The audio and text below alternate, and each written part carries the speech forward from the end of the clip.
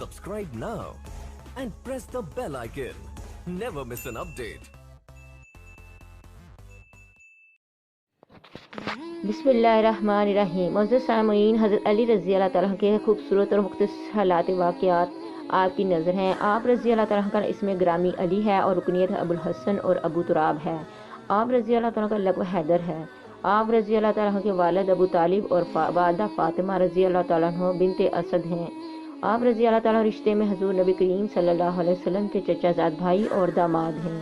हज़रत सैयदना अली मुर्तज़ा रज़ी अल्लाह तआला अन्हु हुज़ूर नबी करीम सल्लल्लाहु अलैहि वसल्लम की पैदाइश के 30 बरस बाद मक्का मुकर्रमा में पैदा हुए। आप रज़ी अल्लाह तआला की पैदाइश खाना काबा में हुई थी और आप रज़ी अल्लाह तआला के मुंह में हुज़ूर नबी करीम सल्लल्लाहु अलैहि वसल्लम ने अपना लुआब दहन डाला था और आप रज़ी अल्लाह तआला का इसमें मुबारक अली भी हुज़ूर नबी करीम सल्लल्लाहु अलैहि वसल्लम का तजवीज़ करता है। हुज़ूर नबी करीम सल्लल्लाहु अलैहि वसल्लम का फरमान है, जिसने अली रज़ी अल्लाह से मोहब्बत की उसने मुझसे मोहब्बत की, और जिसने अली रज़ी अल्लाह से दुश्मनी की उसने मुझसे दुश्मनी की, और जिसने मुझसे मोहब्बत की इसने अल्लाह ताला से मोहब्बत की, और जिसने मुझसे दुश्मनी की इसने अल्लाह से दुश्मनी की। नबी करीम सल्लल्लाहु अलैहि वसल्लम ने खुद हज़रत सैयदना अली मुर्तज़ा रज़ी अल्लाह तआला अन्हु और हज़रत सैयदा फ़ातिमा ज़हरा रज़ी अल्लाह तआला अन्हा का निकाह पढ़ाया। आप रज़ी अल्लाह तआला का निकाह खातून जन्नत हज़रत सैयदना फ़ातिमा ज़हरा रज़ी अल्लाह तआला अन्हा से पहली हिजरी में हुआ। हज़रत अनस बिन मालिक रज़ी अल्लाह तआला से मरवी है कि फरमाते हैं, हुज़ूर नबी करीम सल्लल्लाहु अलैहि वसल्लम ने हज़रत सैयदना अली मुर्तज़ा रज़ी अल्लाह तआला की जानिब से निकाह का पैगाम सुना तो आप सल्लल्लाहु अलैहि वसल्लम पर वो कैफियत तारी हो गई जो नुज़ूल वही के वक़्त होती थी। फिर कुछ देर बाद आप सल्लल्लाहु अलैहि वसल्लम ने फरमाया, अल्लाह ताला ने मुझे बज़रिया वही मुतला किया है कि मैं अपनी लाडली बेटी हज़रत सैयदना फ़ातिमा ज़हरा रज़ी अल्लाह तआला का निकाह अली रज़ी अल्लाह तआला से कर दूँ। फिर हुज़ूर नबी करीम सल्लल्लाहु अलैहि वसल्लम ने मुझे हुक्म दिया कि तमाम मुहाजिरीन अंसार में मनादी करा दो कि वो मस्जिद नबवी सल्लल्लाहु अलैहि वसल्लम में तशरीफ़ लाएँ। चुनाचे मुहाजिरीन अंसार की एक कसीर तादाद मस्जिद नबवी सल्लल्लाहु अलैहि वसल्लम में तशरीफ़ लाई और हुज़ूर नबी करीम सल्लल्लाहु अलैहि वसल्लम ने अपनी दुख्तर नेक्तर हज़रत सैयदना फ़ातिमा ज़हरा रज़ी अल्लाह तआला का निकाह हज़रत सैयदना अली मुर्तज़ा रज़ी अल्लाह तआला अन्हु से कर दिया। हज़रत सैयदा फ़ातिमा ज़हरा रज़ी अल्लाह तआला अन्हा की रुखसती के बाद हुज़ूर नबी करीम सल्लल्लाहु अलैहि वसल्लम हज़रत सैयदना अली मुर्तज़ा रज़ी अल्लाह तआला के घर तशरीफ़ ले गए और अपनी दुख्तर नेक अख्तर हज़रत सैयदा फ़ातिमा ज़हरा रज़ी अल्लाह तआला से फरमाया, ए फ़ातिमा रज़ी अल्लाह तआला अन्हा, मैंने तुम्हारी शादी ख़ानदान के सबसे बेहतर शख्स से की है।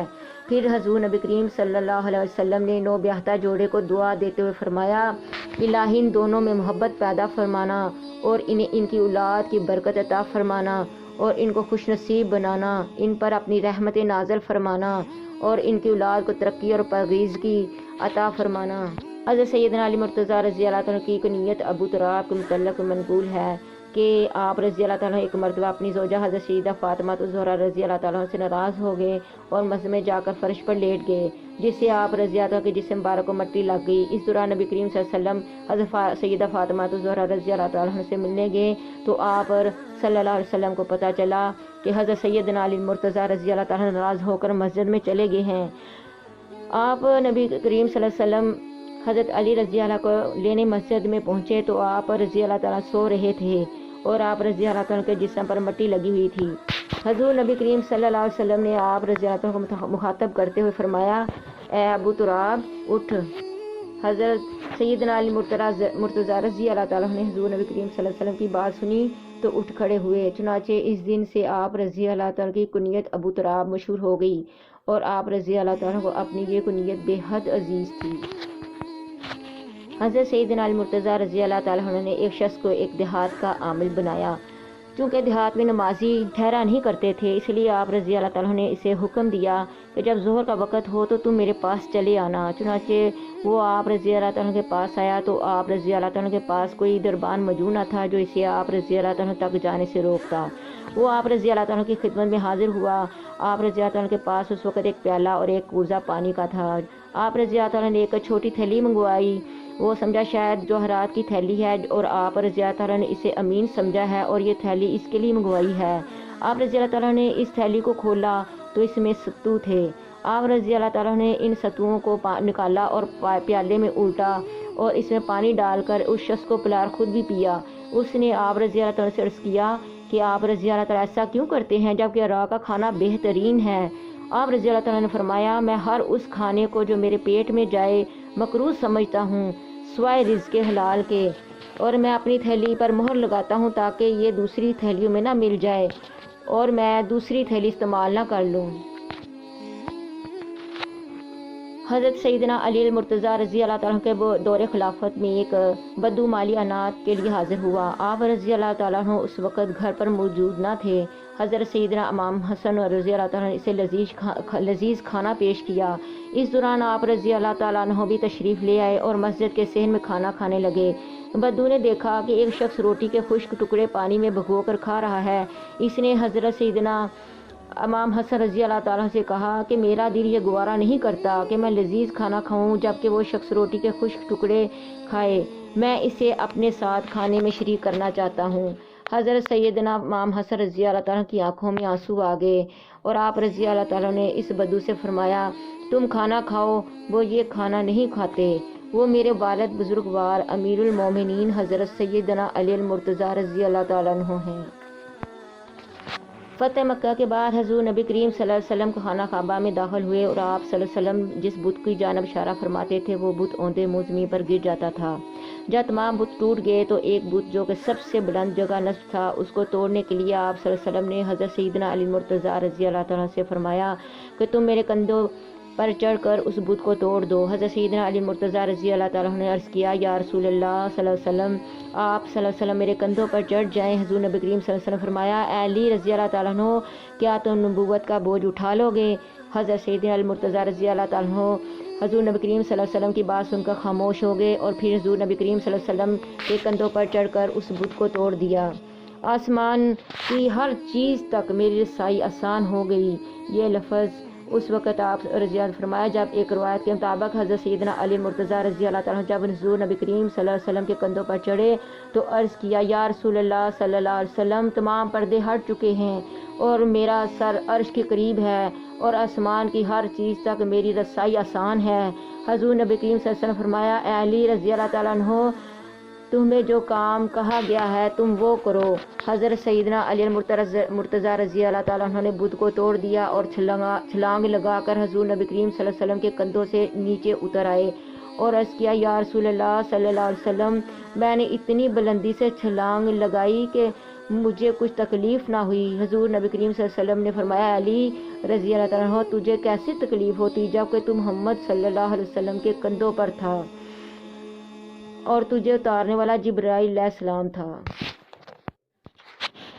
معاہدہ حدیبیہ کے بعد حضور نبی کریم صلی اللہ علیہ وسلم کو اس بات پر اطمینان ہو گیا کہ اب کچھ عرصہ تک مشرکین مکہ کی جانب سے کسی قسم کا کوئی خطرہ لاحق نہیں ہوگا، تو آپ صلی اللہ علیہ وسلم نے اب مدینہ منورہ کے اطراف میں واقع ان سازشی قبائل کی جانب اپنی توجہ مرکوز فرمائی جو آئے دن مدینہ منورہ کا سکون برباد کرنے اور مسلمانوں کو نقصان پہنچانے کے منصوبے بناتے رہتے تھے۔